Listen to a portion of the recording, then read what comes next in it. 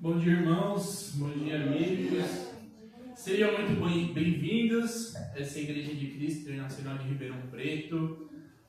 Você que está vindo aqui a primeira vez, seja muito bem-vindo. Você que está vindo a segunda, terceira, quarta, ou que já tem vindo há muito tempo, sejam bem-vindos também. E vou começar com uma oração para a gente dar sequência na pregação. Senhor meu Deus, Pai amado, Pai eterno, obrigado por mais um dia, Senhor. Obrigado, Pai, por todos terem chegado bem aqui, terem chegado sãos e salvos, Pai, que o Senhor pode cuidar de cada um. Que tenhamos um excelente domingo, uma excelente pregação, Pai. Que a partir de agora seja Marcos saindo e o Espírito Santo falando aqui, Pai, através da minha boca. Que eu seja só um instrumento para que a palavra do Senhor seja pregada, Pai. E que a gente possa ter um coração e uma mente aberta para poder receber a sua palavra, Pai. Somos muito gratos pelo seu amor. Em nome de Cristo que eu oro e agradeço. Amém. Amém. Bom, irmãos, hoje estamos terminando a série de pregações, ajustando o foco, né? O Caio começou, fez os últimos 2 domingos, esse é o terceiro e último domingo.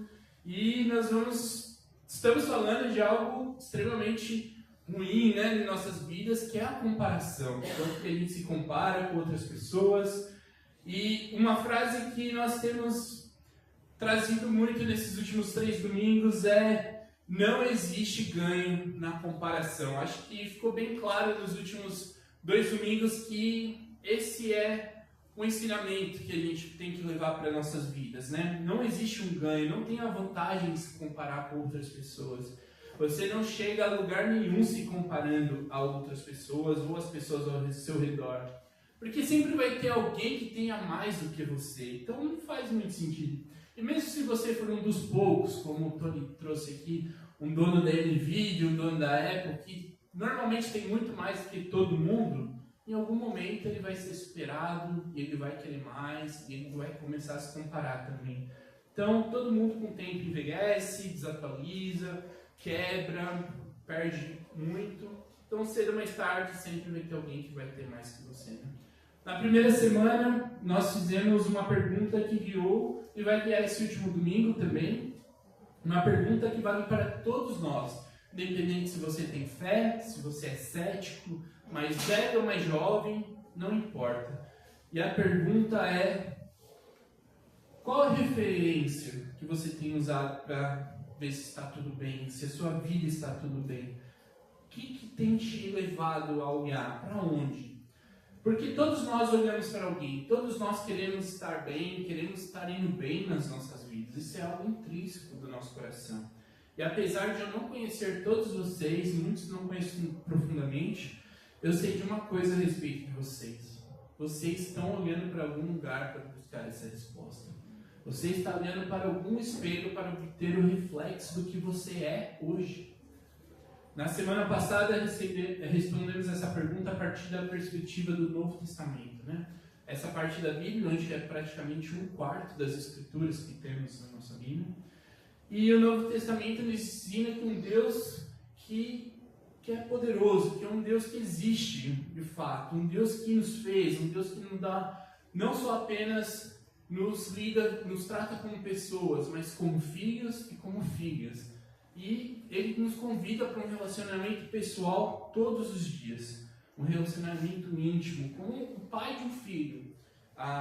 E Deus não é como seu pai biológico, apesar, pode ser que seu pai seja muito bom ou não. Deus é a perfeição da paternidade. E você foi convidado para olhar para si mesmo através desse Deus, através desse relacionamento e desse amor profundo na nossa vida. Isso porque se você não olhar para esse Deus que te ama, não olhar para esse Deus que quer estar próximo de você, você vai tentar obter a sua identidade e a sua justificação em outro lugar. E isso é comum no ser humano. E isso vai te carregar pelo resto da vida, você tentando se comparar com as pessoas ao seu redor. Porque normalmente é muito mais fácil nós nos compararmos com quem está ao nosso redor, né? o ser humano, quando ele tenta construir algo do seu próprio valor fora de Deus, isso se torna um mecanismo de defesa em nossas vidas, para saber qual é o problema da nossa vida, como nós estamos indo, como nós temos estado na nossa sociedade, ou como a gente tem crescido financeiramente ou economicamente. Então a gente consegue olhar ao nosso redor e ver essas coisas e começamos a nos comparar. Mas a gente não compara com aquilo que está perto de nós no sentido de qualidade. A gente olha para o melhor emprego quando a gente quer comparar o nosso emprego. Nós não olhamos para qualquer casa, a gente olha para a melhor casa que tem. A gente compara todas as coisas, né? Com o que é de melhor. Nunca com o que está perto, com o seu próximo passo. E isso muitas vezes é frustrante, porque sempre haverá algo melhor que você tem, né? Mesmo que você esteja algo incrível, você ainda vai sentir vontade de ter algo que você não tem.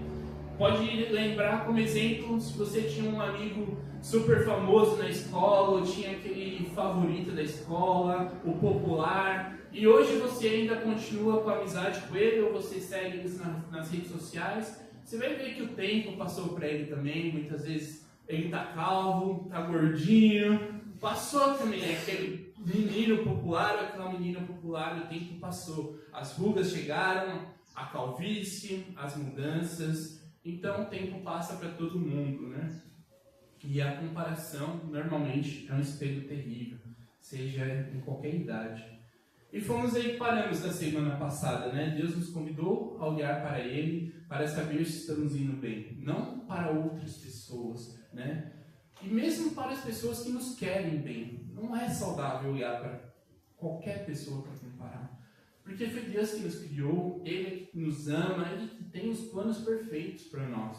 E Ele que esteve disposto a pagar o preço perfeito por nós. Deus está dizendo, olhe nos meus olhos, veja o quanto eu te amo, o quanto eu quero estar com você e o quanto eu quero estar próximo de você. É isso que eu quero, olhe para mim. E seus olhos estiverem fixos em Jesus, isso vai dar certo na sua vida, irmãos. Para mim, para você, não importa para quem seja.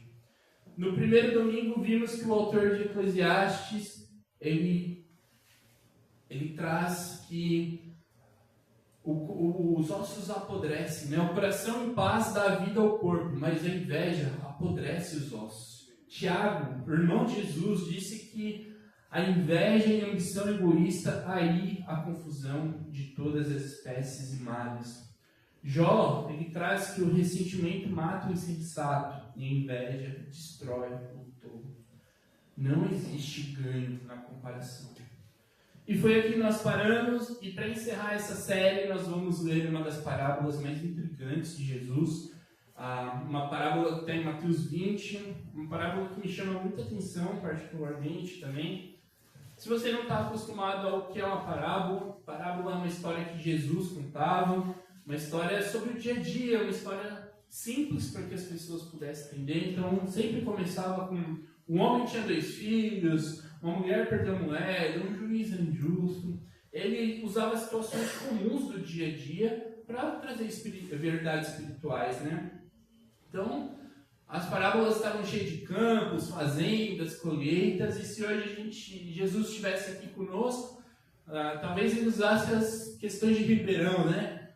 Um homem no calor de 40 graus, num dia qualquer, o ônibus lotado para ir para o trabalho. Seriam esses os exemplos de Jesus, né? Então, ele contava histórias comuns para mostrar verdades eternas para a nossa vida. Então, a gente vai estudar essa parábola para ver o que nós conseguimos entender e nos aprofundar com Jesus. Então, vamos lá. Fica em Mateus 20, nós vamos ler do 1 em diante. E quem tiver a Bíblia pode acompanhar, quem não tiver vai estar aqui no telão para a gente ver também. Então, Mateus 20, versículo 1 em diante. Pois o reino dos céus é como um proprietário que saiu de manhã cedo para contratar trabalhadores para a sua vinha. Ele combinou pagar 1 denário pelo dia e mandou-os para a sua vinha, né? Vinha é uma plantação de uvas, para quem não sabem. O denário era o valor de um trabalho braçal diário. Então era um dia de trabalho, qualquer trabalhador comum, né? Então aqui Jesus está mostrando que o proprietário combinou um valor para ir trabalhar na vinha dele. Na sua vinha. Por volta das 9 horas da manhã, ele saiu, viu outros que estavam desocupados na praça e disse: vamos trabalhar também na vinha, e eu lhes pagarei o que for justo. E eles foram. Saindo outra vez, por volta do meio-dia, das 3 horas da tarde, Nona fez a mesma coisa. Nona é a 9ª hora de sol, depois que é contada a partir das 6 horas da manhã. Então a gente vê que tem mais pessoas na praça. Naquela época na Palestina era muito comum que trabalhadores braçais fossem para as praças da cidade com suas ferramentas e equipamentos e ficavam esperando alguém vir contratar, que eram normalmente contratos diários. Os proprietários de fazendas iam lá e falavam: ó, tenho isso, tenho aquilo, preciso disso, alguém aceita? E aí eles iam, né? Por exemplo, na região do Oriente Médio, as uvas são colhidas por volta de setembro. E setembro é uma época que tem muita chuva, então a colheita precisa ser muito rápida. Então, normalmente, os proprietários vão nessa época do ano e contratam o máximo de pessoas porque eles precisam tirar as uvas o mais rápido da plantação. Né? E aqui a gente vê que ele não combina o valor. Né? Então, a gente continua aqui. Saindo por volta das 5 horas da tarde, encontrou ainda outros que estavam desocupados e ele perguntou: por que vocês estiveram aqui desocupados o dia todo? Porque ninguém nos contratou, responderam eles. Ele lhes disse: vocês também trabalhar na vinha. É interessante essa parte porque nós vemos que algumas pessoas ficaram até o final do dia esperando ali, né? O tempo de trabalho normalmente era entre 6 da manhã e 6 da tarde, que era o período com mais luz, né? Então a gente pode olhar para essas pessoas e falar: nossa, que preguiçosas, só foram para a praça no final da tarde, né? Estranho. Mas a gente pode pensar por outro lado. Esses trabalhadores que eram contratados diários, normalmente esse era o emprego deles da vida. Então eles tinham que ir para a praça, conseguir emprego para poder ter o que comer. O denário normalmente garantia a comida de um dia, ou talvez de 2 ou 3 dias de alimentação da família, né? Então, por exemplo, naquela época, pessoas que tinham escravos, muito provavelmente escravos tinham melhores vidas do que esses trabalhadores, porque eles dependiam da sua família para se alimentar. Esses trabalhadores não, eles dependiam do seu único dia de trabalho. Então, aqui nós podemos pensar que esses homens eram perseverantes, porque eles ficaram até o final do dia esperando. Eles já não estavam pensando mais no valor do dia de trabalho, só qualquer valor talvez não seja suficiente, talvez é o que eu vá conseguir comer hoje. Então, nós podemos pensar dessa parte. Eles perseveraram até o final do dia. Né? Vamos continuar.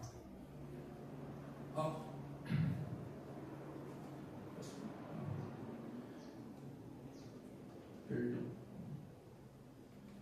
Ao cair da tarde, o dono da vinha disse aos seus administrador: chame os trabalhadores e pague-lhes o salário, começando com os últimos contratados e terminando nos primeiros.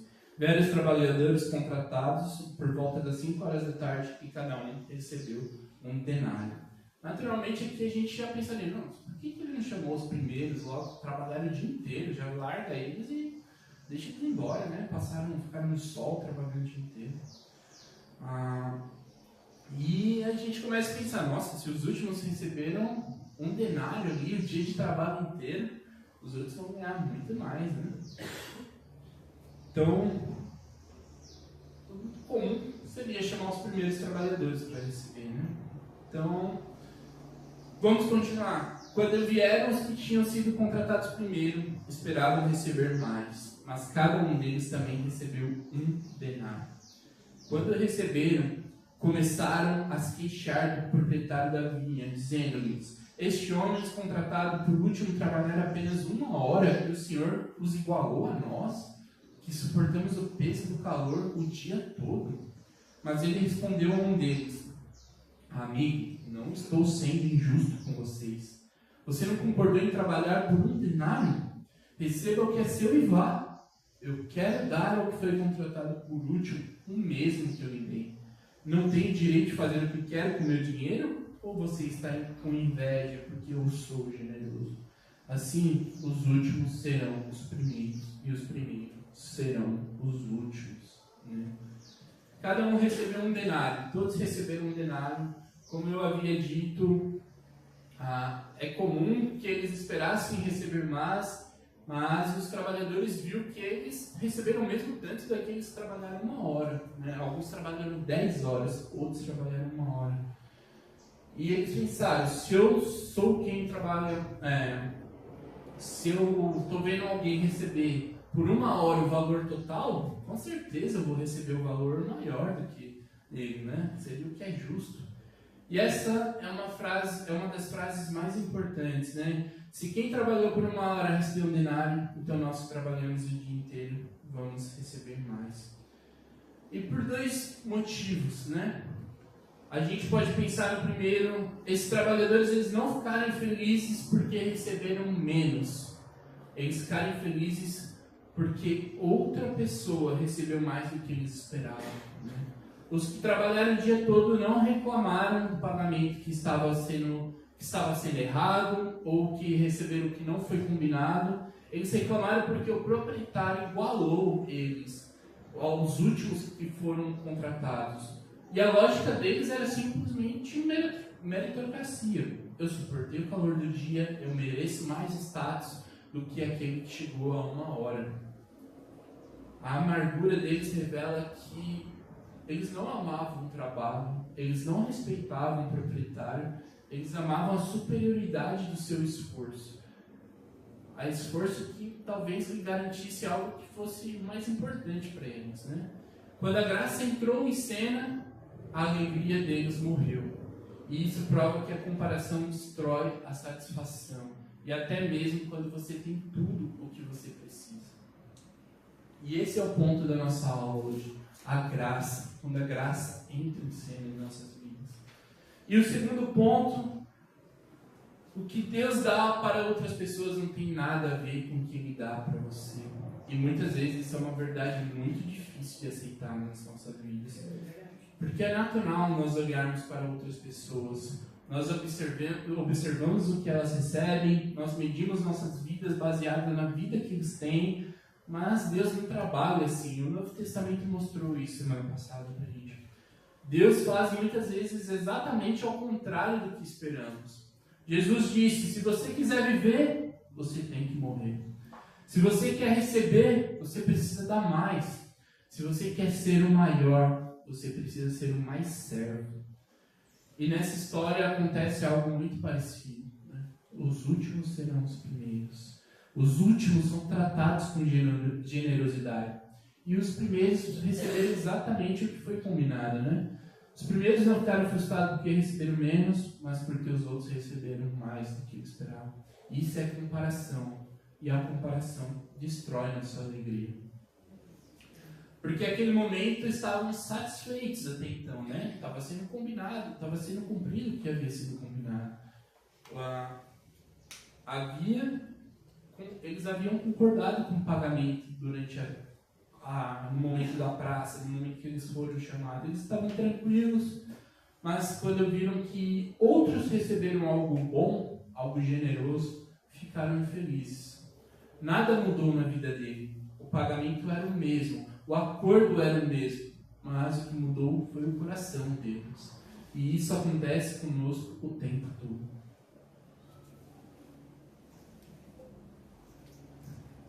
Você está feliz com o seu trabalho? Até descobrir o quanto o seu amigo ganha. Você está em paz com a sua vida? Até começar a se comparar com a vida do seu amigo. A comparação não cria problemas. Ela revela aonde está nossa identidade. E muitas vezes essa comparação é sem motivo. Você pode ter uma vida boa, uma vida muito tranquila, mas pelo fato de outros terem apenas coisas diferentes da sua, isso já faz com que você se sinta menor ou se sinta pior do que aquela pessoa. E começa a se comparar. Mas não existe ganho na comparação. E muitas vezes, irmãos, isso acontece nas nossas vidas espirituais também. Porque a gente começa a se comparar espiritualmente uns aos outros. Você está contente com a sua caminhada até ver outra pessoa crescer mais rápido do que você. Ele conhece a Bíblia inteira, eu só li alguns capítulos. Ela ora 1 hora por dia, todos os dias. Nossa, eu só consigo orar 20 minutos. Ele lidera muito melhor do que eu, e eu não consigo fazer nenhum bate-papo. Ele tem muitos mais dons do que eu tenho, e eu não tenho conseguido achar meu espaço para servir.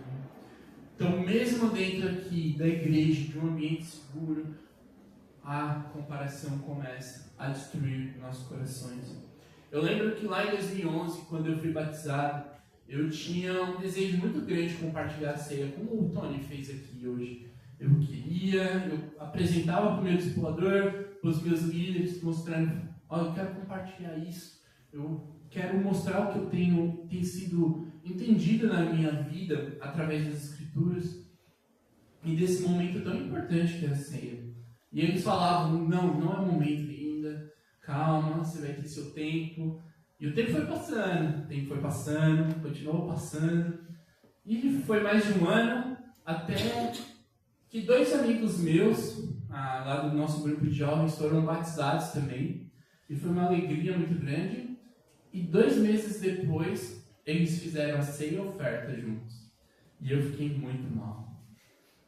Cara, os 2 foram fazer a ceia e a oferta, e eu estou aqui há 2 anos pedindo, quase implorando, e não deixaram fazer ceia e oferta. Será que eles são tão melhores que eu assim? Será que eu não sou capaz mesmo? Será que Deus falou com meus líderes para não permitir eu fazer? Porque eu vou falar muita coisa errada? E isso estava me deixando cada vez mais infeliz. Eu não estava nem um pouco feliz com isso. Estava morrendo de inveja. E foi muito difícil admitir isso com o tempo. Porque muitas vezes a gente não reconhece o que está acontecendo dentro do nosso coração. A gente tenta se enganar de tudo que é forma para falar que está tudo bem. E para piorar, aqueles irmãos eram pessoas maravilhosas. Eu gostava muito dos meus amigos, que foram recentemente batizados. Mas a inveja me consumia.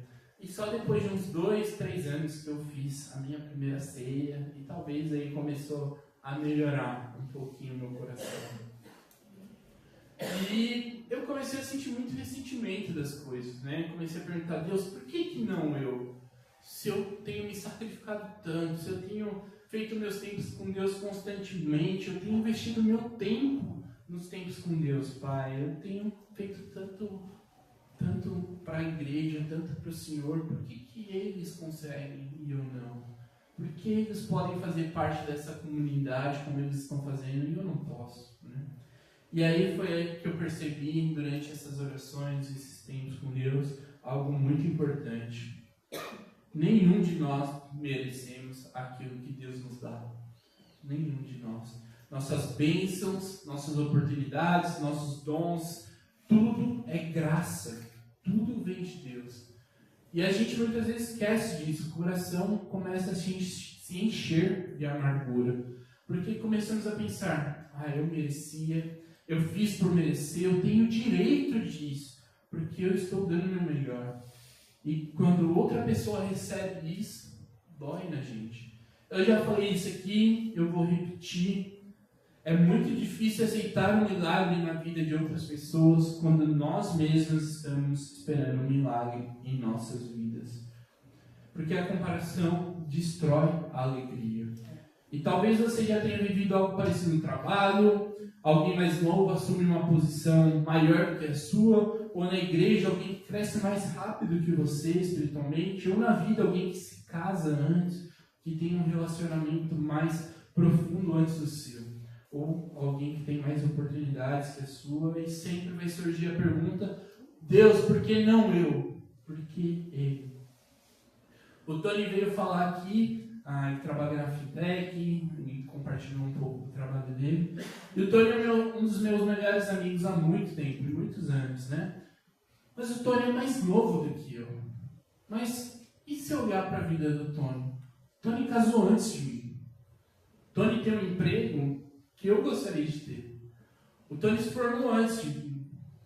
E a sociedade grita falando: Marcos, você é mais velho que o Antônio. Por que ele está conquistando essas coisas primeiro que você? Você não deveria ser um exemplo para ele? E normalmente o mundo tenta te arrastar para as comparações. Por que ele, sendo mais novo, teve coisas antes de você? Isso não era para acontecer, né? Mas graças a Deus, a vida espiritual não é baseada nessas comparações. E a nossa amizade é uma amizade muito profunda e muito forte. Mas as perguntas continuam a crescer no nosso coração. A comparação continua. Não existe ganho na comparação, como nós falamos, porque Deus não está escrevendo a mesma história para todos vocês igualmente. Cada um de vocês tem uma história diferente. E é nesse momento que vocês começam a ver que a comparação perde força. Porque precisamos confiar naquilo que Deus tem feito em nossas vidas. E isso é muito bom, porque Deus é bom. Mesmo que seja diferente, mesmo que para você seja mais lento, mesmo que pareça menor, Deus continua sendo bom e fazendo algo único para a sua vida. E isso muda tudo. Essa comparação não envolve apenas bênçãos, mas também algo que é ruim. Envolve sofrimento. Muitas vezes a gente se compara com o sofrimento das outras pessoas. Eu estou sofrendo demais. Parece que está todo mundo indo bem, menos eu. Parece que a vida dos outros é muito mais fácil do que a minha. E normalmente você cai numa vida de ilusão nesse ponto também. Só um minuto, irmãos. Ribeirão.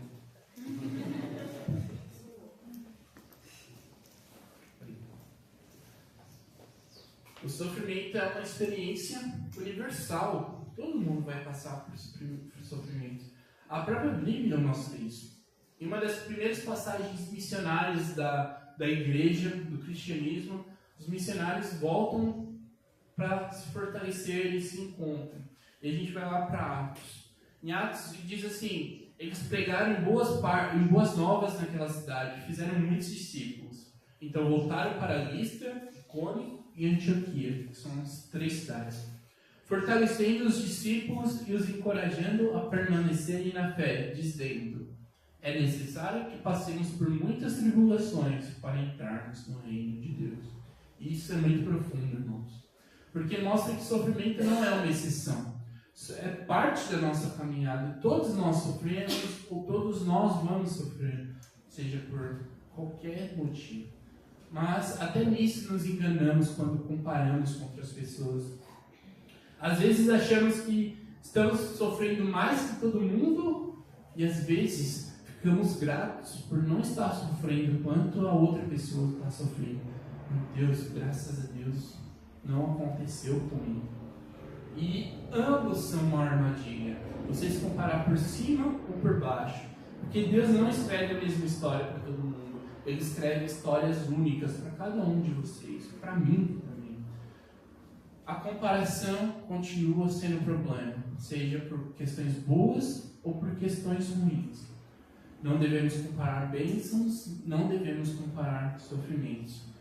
Deus está trabalhando de forma diferente cada um de nós. E é exatamente isso que os trabalhadores daquela vinha não entenderam.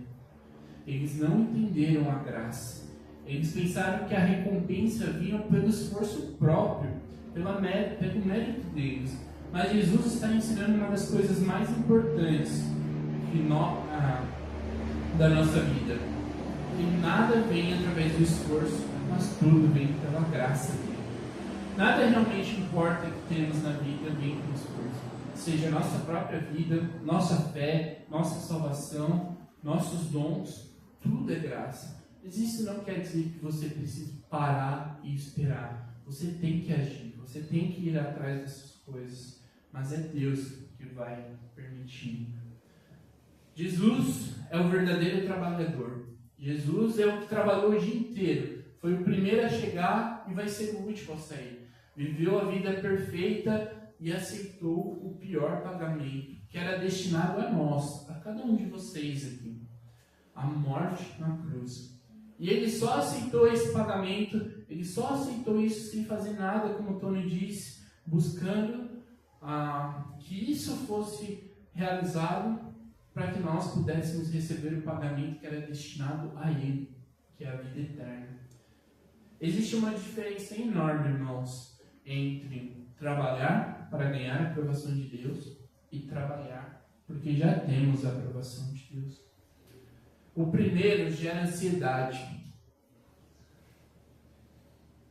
Nunca é suficiente. Sempre precisamos fazer mais. Provavelmente o dono da Apple está querendo ser a Nvidia hoje. Ele quer mais. Mesmo ele tendo uma quantidade de dinheiro absurda.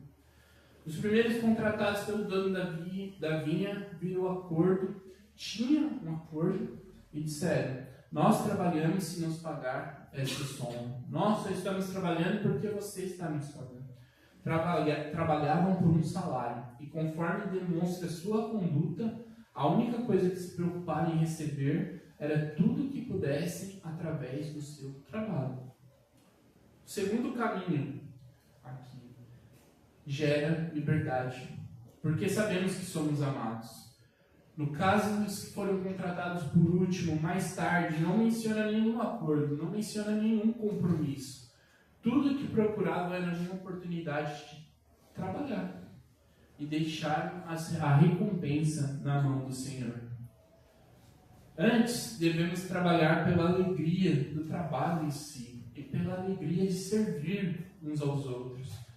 O paradoxo da vida cristã é que aquele que busca a recompensa normalmente a perde, e aquele que se esquece dela normalmente a encontra.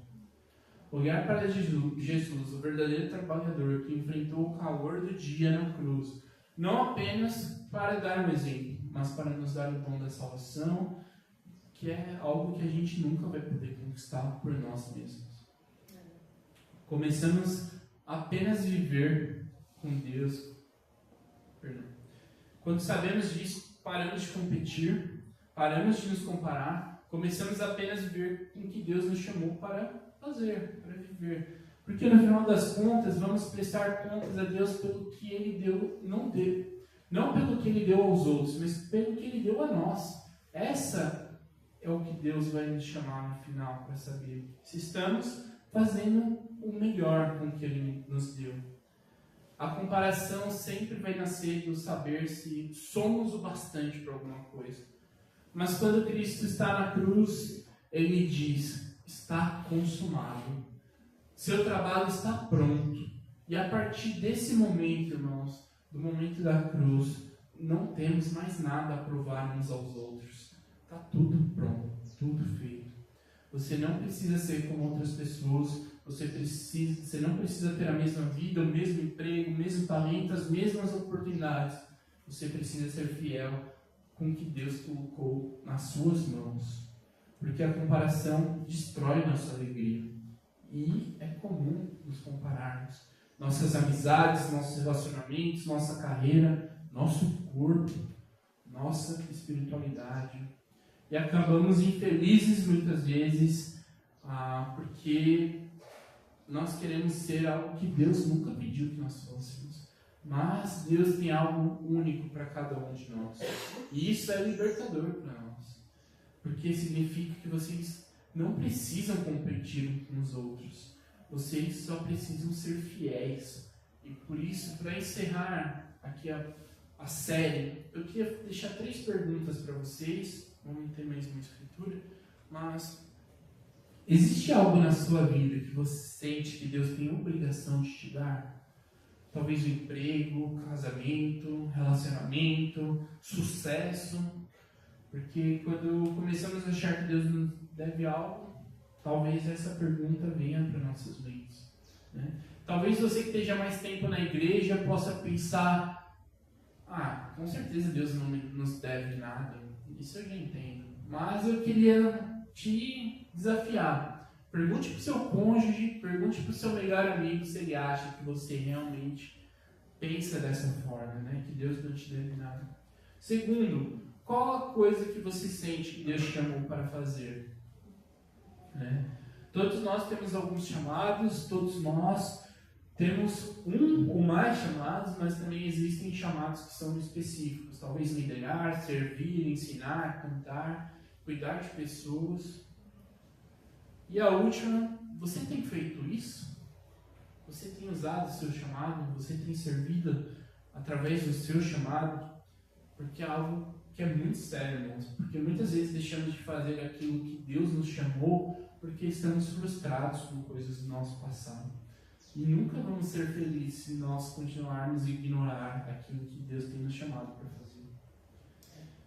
Quando você entende o seu denário, que é o seu valor, o seu status, sua eternidade, que já foi garantida pelo trabalho de outro, a comparação perde totalmente o oxigênio. Você não precisa ter inveja do sucesso alheio, pois a sua herança em Cristo é infinita. Você não precisa desesperar no seu sofrimento, pois ele não é um sinal de que você está enfraquecido ou de que Deus te esqueceu, mas é parte da sua história única que Deus está escrevendo para você.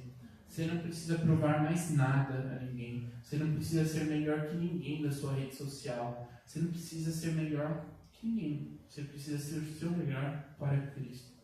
Você precisa ser fiel com aquilo que Deus colocou em suas mãos, sabendo que o sucesso já foi conquistado na cruz. Em 1 Coríntios 15, Paulo diz: pois eu sou o menor dos apóstolos, e nem sequer mereço ser chamado de apóstolo, porque persegui a igreja.